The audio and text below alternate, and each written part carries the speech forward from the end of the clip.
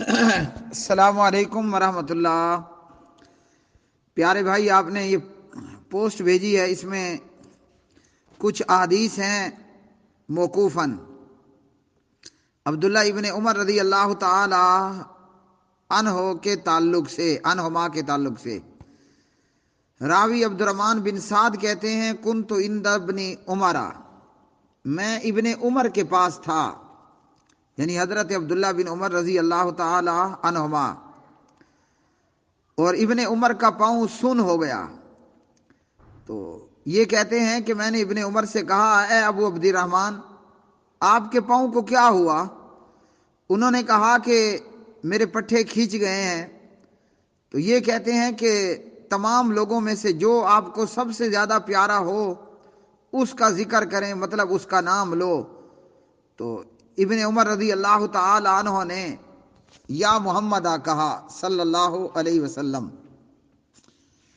اچھا جی، تو اس سے ان کی تکلیف جو ہے وہ دور ہو گئی اور ان کے پٹھے کھل گئے اور پاؤں سون ہونا صحیح ہو گیا۔ الادب المفرد للامام بخاری رحمۃ اللہ علیہ ہے۔ میرے بھائی، یہ روایت اور اس سے نیچے جتنی روایات موجود ہیں اس تعلق سے کہ ابن عمر کا پاؤں سن ہوا، ان کے پٹھے کھنچ گئے، اور انہیں کہنے والے ان عبد الرحمن بن سعد نے کہا کہ جو پیارا ہو اس کا نام لو۔ تو ابن عمر کو سب سے زیادہ پیارا نبی پاک علیہ السلام تھے، انہوں نے یا محمد کہا یا محمد صلی اللہ علیہ وسلم کہا، اور ان کا پاؤں جو ہے وہ ٹھیک ہو گیا۔ یہ روایت علامہ محمد ناصر الدین البانی رحمہ اللہ ضعیف الادب المفرد کے اندر لے کر آئے، اور یہ روایت سندن ضعیف ہے۔ اور اسی طرح دیگر جگہوں پر امام بخاری رحمۃ اللہ علیہ نے اپنی مزید کتب کے اندر بھی اسے ضعیف کہا اور موضوع کہا۔ ضعیف موضوع من گھڑت روایت ہے، اس کا حقیقت کے ساتھ کوئی دور دور کا واسطہ اور تعلق نہیں ہے۔ تو دراصل اس قسم کی روایات کو بنیاد بنا کر اہل بدعت اور اہل شرک، قبروں کو پوجنے والے، مردوں کو پوجنے والے، فوت شدہ کو پوجنے والے، حضرات انبیاء علیہم الصلاۃ والسلام کو پوجنے والے اور ان کو مشکل کشا سمجھ کر ان کو پکارنے والے، ایسی روایات کو بنیاد بنا کر مردوں کو پوجتے ہیں۔ تو یہی روایات بنیاد بنائی جاتی ہیں۔ کوئی علی حجویری کے دربار پر کھڑا ہے تو کوئی عمران خان کی طرح جناب پاک پتن کے دربار پر پہنچ کر قدم بوسیاں اور سجدے کر رہا ہے، تو کوئی انڈیا، پاکستان، بنگلہ دیش، بھوٹان کہیں اور کھڑا ہے اور قبروں کو اور مردوں کو پوجا جا رہا ہے اور پکارا جا رہا ہے۔ یہ روایت سندن ضعیف اور موضوع ہے، مطلب یہ کہ انتہا درجے کی بدترین ضعیف روایت، موضوع روایت ہے، من گھڑت روایت ہے۔ اس روایت کا حقیقت حال سے دور دور تک کوئی تعلق نہیں ہے۔ ہاں، سبحان اللہ سبحان اللہ، اللہ کا قرآن ہمیں یہ بتاتا ہے کہ مصیبتیں دور کرنے والا کون ہے، تکلیف دور کرنے والا کون ہے۔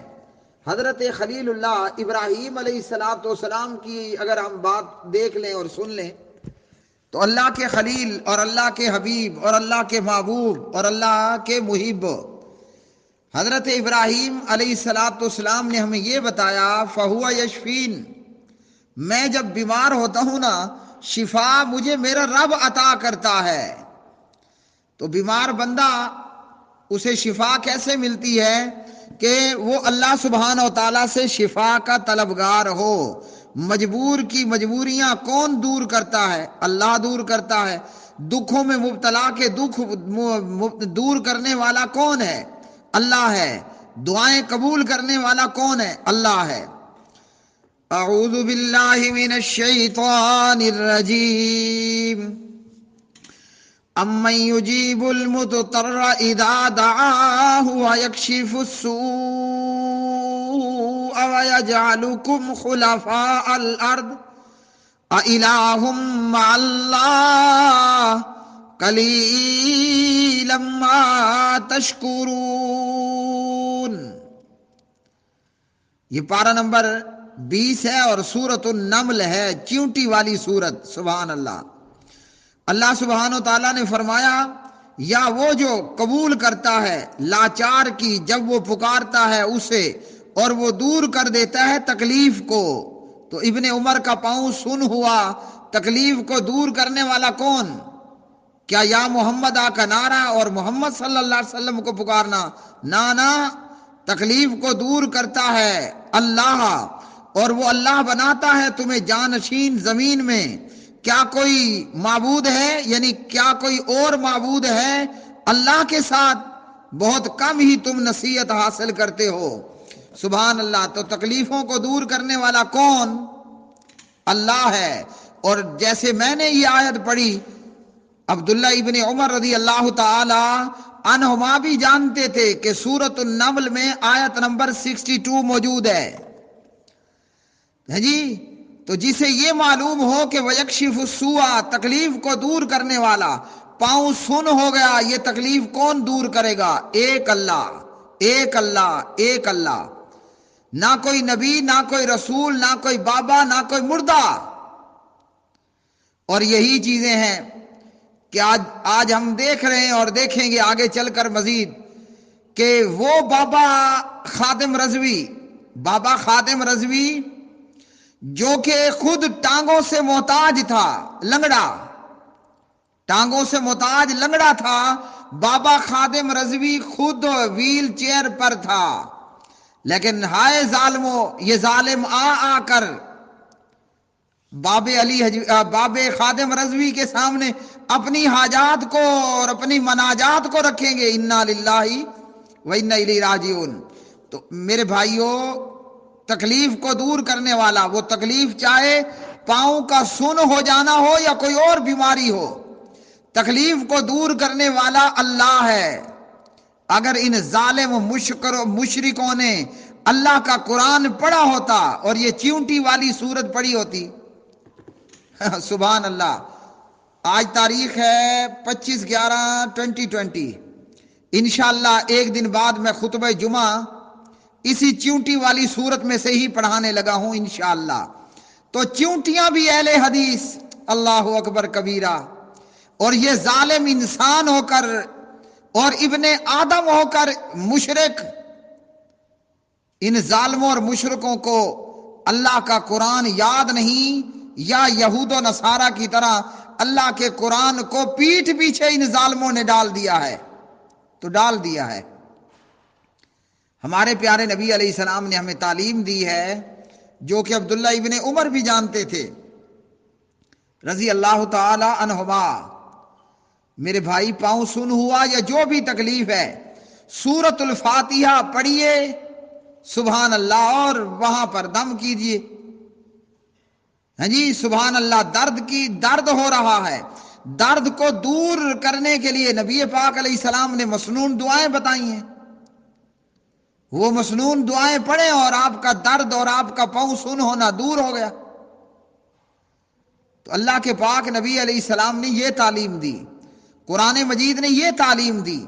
یہ روایت کہ ابن عمر رضی اللہ تعالی عنہما کا پاؤں سن ہوا، ہاں جی، اور انہیں عبد الرحمن نے کہا کہ جو آپ کو پیارا ہے، عبد الرحمن بن سعد نے کہا کہ جو آپ کو پیارا ہے آپ اس کا نام لو. تو انہوں نے یا محمد کہا اور ابن عمر کا پاؤں ٹھیک ہو گیا صلی اللہ علیہ وسلم. یہ ضعیف ہے، موضوع اور من گھڑت ہے. اس کا حقیقت سے کوئی دور کا واسطہ نہیں ہے. حقیقت وہ ہے جو سورۃ النمل کی آیت نمبر 62 ہے. لوگوں، تمہیں اللہ کا واسطہ، اللہ کا قرآن پڑھنے شروع کر دو. لوگوں، تمہیں اللہ کا واسطہ، تم اللہ کا قرآن پڑھنا شروع کر دو، ورنہ یہ قبروں کے پجاری، یہ مردہ خور، مردہ پوجا کرنے والے تمہارا ایمان بھی لوٹ رہے ہیں، تمہارا مال بھی لوٹ رہے ہیں. تیار ہو جاؤ لوٹنے کے لیے، تیار ہو جاؤ مزید اپنی کھال اتارنے کے لیے، اتروانے کے لیے. لاہور میں ایک اور مزار مارز وجود میں آ گیا، بابا خادم رضوی. ویسے پاکستان میں کانوا والی سرکار ہے، کتے والی سرکار ہے، مگر مچھ والی سرکار ہے، بندروں والی سرکار ہے، کچھوؤں والی سرکار ہے، اور بھی بہت سارے ہیں. اب لنگڑے والی سرکار ہے. یہ نئی سرکار وجود میں آ گئی۔ میں نے آیت بتا دی، سورۃ النمل پارہ 20 آیت 62۔ اللہ کی قسم اگر آپ نے اس ایک آیت کے ایک حصے کو بھی سمجھ لیا، وَيَكْشِفُ السُّوءَ، مر جاؤ گے، کٹ جاؤ گے، جل جاؤ گے، مگر کسی مردے کے پاس جا کر نہیں کہو گے، نہ کسی فوت شدہ کو آواز لگاؤ گے، مدد کے لیے بلاؤ گے، چاہے وہ فوت شدہ نبی، رسول، ولی، علی